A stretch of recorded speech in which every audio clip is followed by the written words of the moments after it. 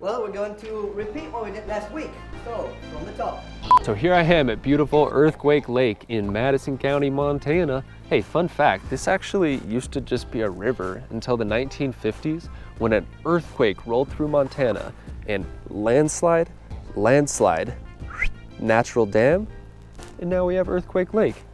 Oh, pretty cool, right? So before I jump into episode 2, in classic teacher fashion, I gotta start with a review of last video. In my class, EDCI 514, Mentoring New Teachers, we were asked to provide the one piece of advice, the one value or attribute we most wish to instill into new teachers beginning their career in education.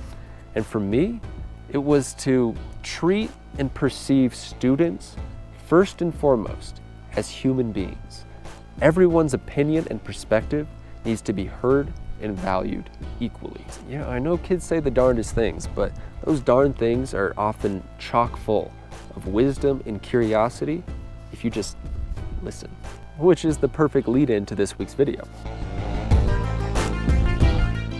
So these last couple weeks in class, we read the book Drive by Daniel H. Pink, the surprising truth behind what motivates us. And it really boils down to two ideas. Those being that we have mechanisms for giving us motivation, giving us drive. And he creatively coined these as motivation 1.0, motivation 2.0, and motivation, you guessed it, 3.0.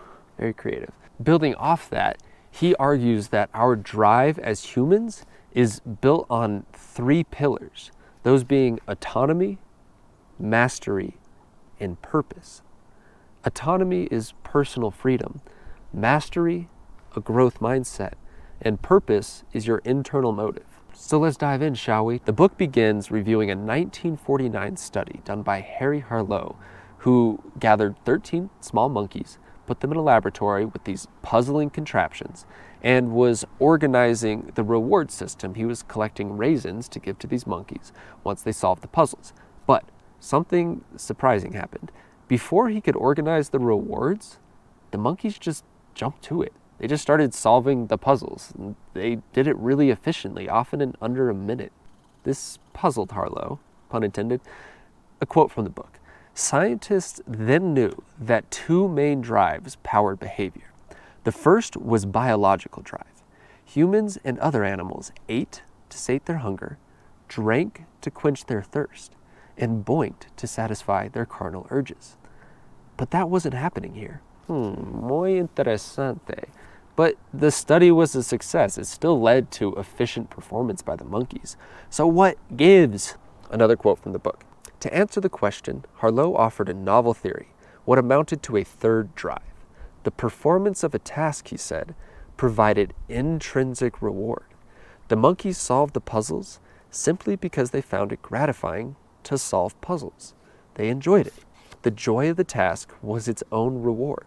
Nowadays, we call this intrinsic motivation. It's a deeply internal drive mechanism experienced by conscious beings. Perhaps what's most interesting about this study is what happened when Harlow then went back and offered the raisins as a reward.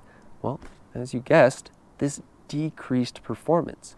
It seems that by offering a reward, the monkeys lost focus, they lost spark and joy in the task, and they focused only on getting the reward. They got worse with time, they got angry and upset when they couldn't solve it, and they offered much less creative solutions. So to Harlow and people of this era, this was a very novel idea. And if intrinsic motivation were a legitimate phenomenon, then there better be a legitimate cause to this effect. Which brings me to part 2, autonomy, mastery, and purpose, the 3 pillars that build up to motivation 3.0. So I'm a teacher, we're going to start off with some definitions. Autonomy is the self-directed freedom to choose what task you do, when you do it, who you do it with, and how you do it.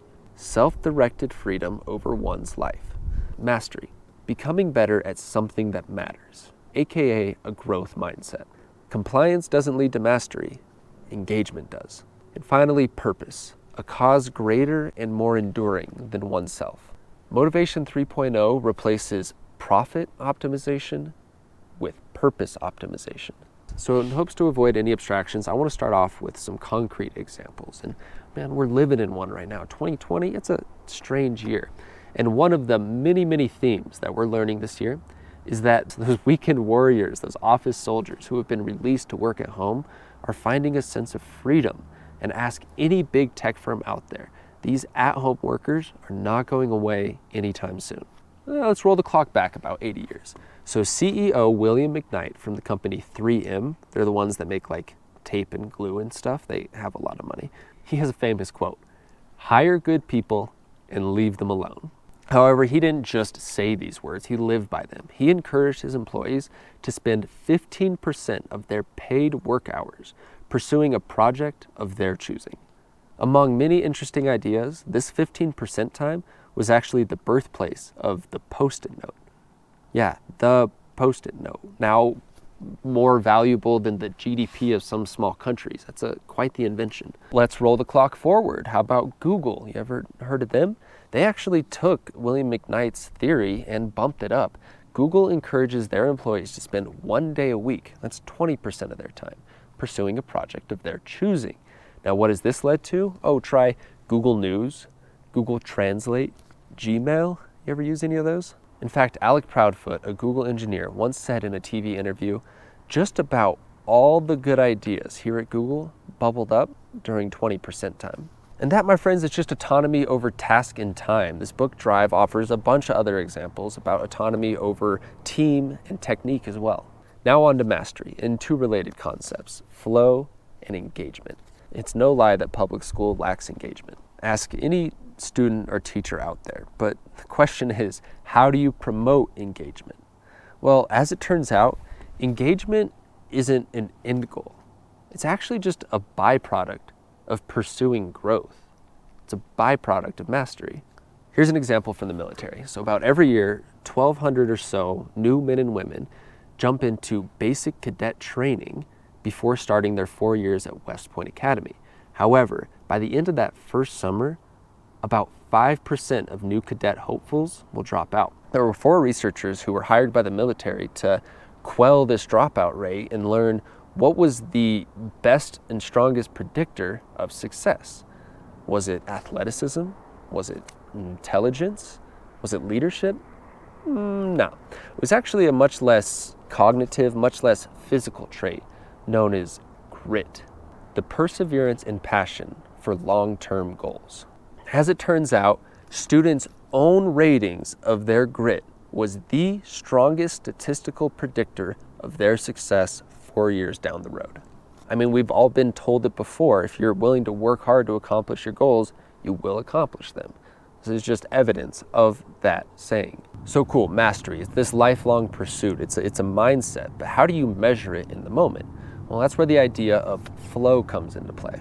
Flow is that beautiful moment of perfect productivity prompted by the perfect challenge. We've all experienced it before, where time is no longer an object and you are lost in what you're doing.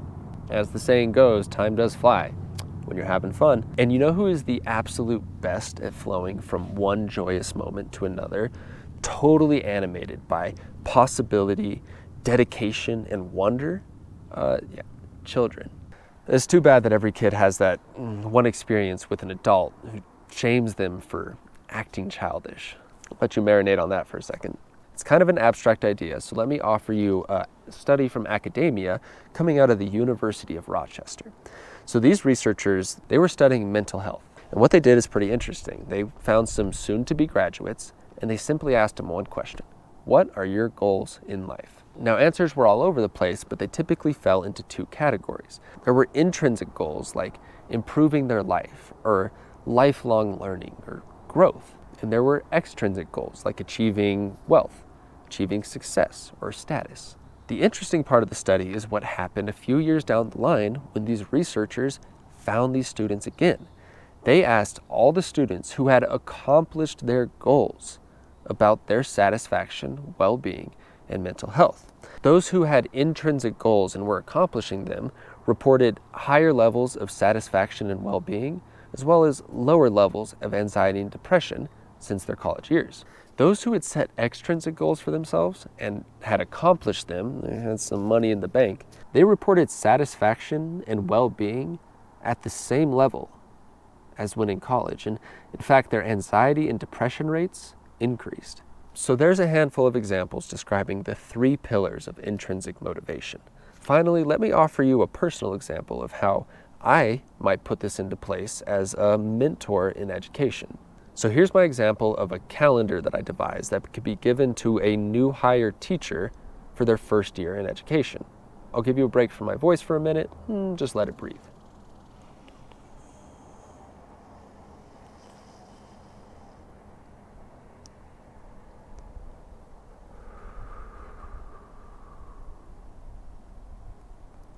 You can find a link to that and all the other studies that I'm referencing in the description below.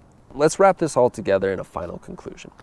In short, by granting your employees or students or those around you autonomy, promoting mastery, and inquiring about their intrinsic motives, their purpose, you can enable your students or employees to produce their most inspired and creative work.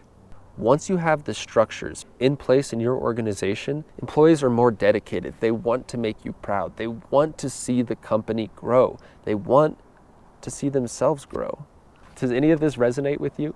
Any of you young guns out there watching this, I know you may not be in these leadership roles right now, but you will be in the future.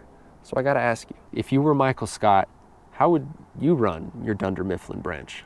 Will you treat your human employees as pawns or as players? And to you self-employed creative types out there, what is it that drives you to do what you do? Just some questions to ponder before the next video. And until then, please, for me, keep human being the universe.